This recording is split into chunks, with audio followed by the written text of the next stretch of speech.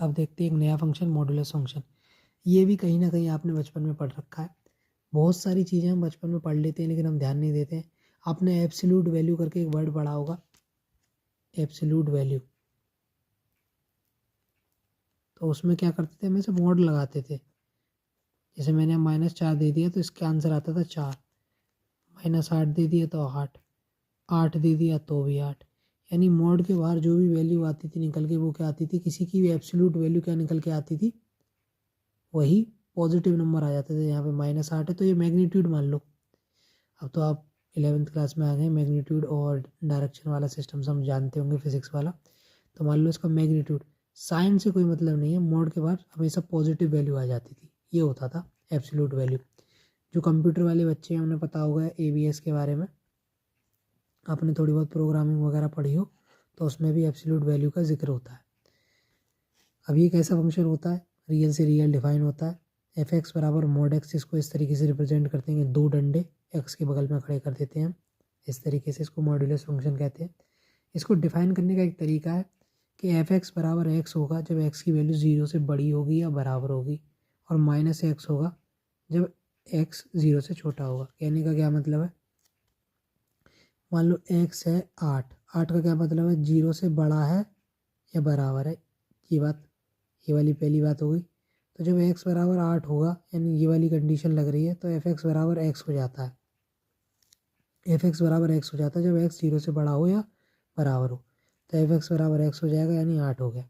यानी अगर mod 8 की वैल्यू आपसे कोई पूछे तो 8 होगी, इस तरीके से। और देख लीजिए एग्जाम्पल, x बराबर -6 ले लूँ। अगर x 0 से छोटा है, -6 0 से छोटा है, तो f(x) बराबर क्या होता है, -x। x की वैल्यू क्या है, माइनस ऑफ -x। x की वैल्यू -x है, x की वैल्यू -6 है, और ये वाला माइनस तो ये लग रहा, तो माइनस माइनस प्लस, यानी 6 आंसर आ गया। यानी मॉडुलस के बाहर क्या आएगा, पॉजिटिव नंबर। इसीलिए पॉजिटिव आता है क्योंकि वो इस तरीके से डिफाइन है कि बेचारा कुछ भी डाल लो, उसे एंड में पॉजिटिव वैल्यू ही देनी है। अब हमारे पास एक नया फंक्शन आता है, ये आपने नहीं पढ़ा है अब तक किसी भी फॉर्म में। ये होता है सिग्नम फंक्शन। सिग्नम फंक्शन भी एक रियल वैल्यूड फंक्शन है, रियल से रियल डिफाइन होता है। इसको f(x) बराबर mod x अपॉन x के रूप में लिख देते हैं। अब इसमें रियल जो इसका डोमेन है वो रियल वैल्यू है, मतलब रियल वैल्यू से आता है, रियल नंबर से आता है। डोमेन में रियल का क्या मतलब है, इसमें आप कोई भी रियल वैल्यू डाल सकते हैं यहाँ पर x की जगह, लेकिन रेंज हमेशा -1, 0 या 1 आएगी।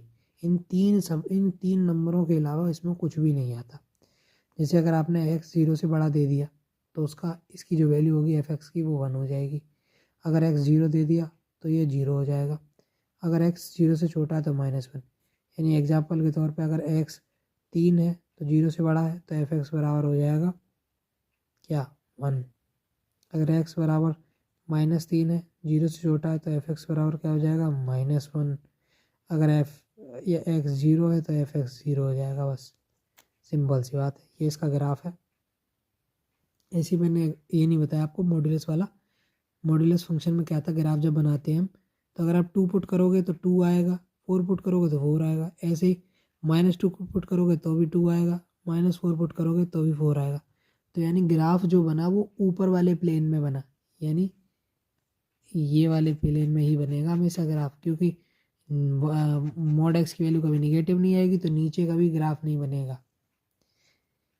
इस वाले में नीचे नेगेटिव वैल्यू आ सकती थी, इसलिए नीचे ग्राफ बनाई। ये बात अब थोड़ी थोड़ी धीरे धीरे सीखेंगे तो अच्छा होगा। ये ग्राफ बहुत इंपॉर्टेंट रोल प्ले करते हैं मैथमेटिक्स में। थोड़े शब्द इधर उधर लड़खड़ा जाते हैं एकदम बोलते बोलते, तो थोड़ा ध्यान दे दीजिएगा, एडजस्ट कर लीजिएगा। तो देखिए x की कोई भी वैल्यू डाल दो इधर साइड, क्या मतलब है, इधर साइड का क्या मतलब है, 0 से बड़ी होंगी इधर की सारी वैल्यू, तो 1 आएगा हमेशा आंसर, हमेशा 1 आएगा। ऐसे ही इधर की कोई भी वैल्यू डाल दीजिए 0 से छोटी, तो -1 आएगा हमेशा। अगर 0 डाल दोगे तो 0 आ जाएगा। ये हो गया ग्राफ। अब देखते हैं एक और फंक्शन है हमारे पास, ग्रेटेस्ट इंटीजर फंक्शन।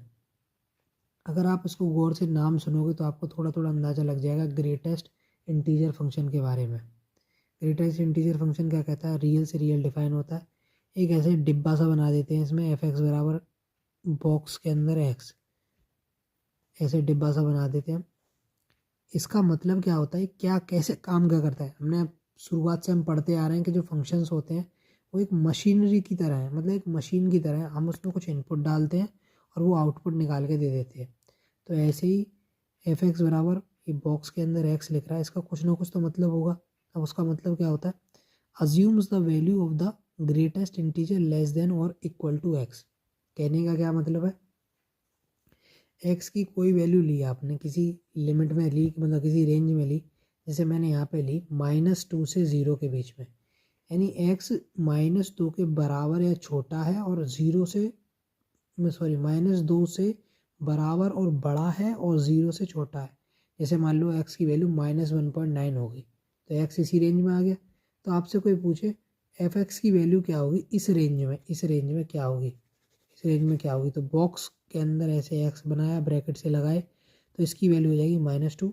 क्यों, क्योंकि क्या कहता था हमसे, value of the greatest integer less than और equal to x, greatest integer less than और इक्वल टू एक्स, यानी इस रेंज में कोई भी वैल्यू अगर मैं ले लूँ तो मोड एक्स निकालते वक्त क्या आएगा, -2, क्योंकि ये वाला जो ये उस सबसे बड़ा इंटीजर है जो इसके नज़दीक है और इससे छोटा है, इससे छोटा है और बराबर है। जैसे अगर मैं ले लेता, यहाँ पे मैंने x बराबर 1/2 लिया, तो ये किसके बीच में लाई कर रहा है, 0 और 1 के बीच में लाई कर रहा है। ये 0 और ये 1 यहाँ लाई कर रहा है, ठीक। ये रेंज इसके बीच में है x, ठीक, इन दोनों के बीच में लाई कर रहा है 1/2। अब हमें क्या बताना होता है, ग्रेटेस्ट इंटीजर जो इससे छोटा है, ग्रेटेस्ट इंटीजर इससे छोटा है जो, क्योंकि इंटीजर तो बहुत सारे होंगे पीछे, -1 भी होगा, -2 भी, दुनिया भर के लाखों अरबों खरबों इनफाइनाइट इंटीजर्स होंगे, पर हमें कौन सा बताना है, जो इससे छोटा है पर उन सब छोटों में सबसे बड़ा है।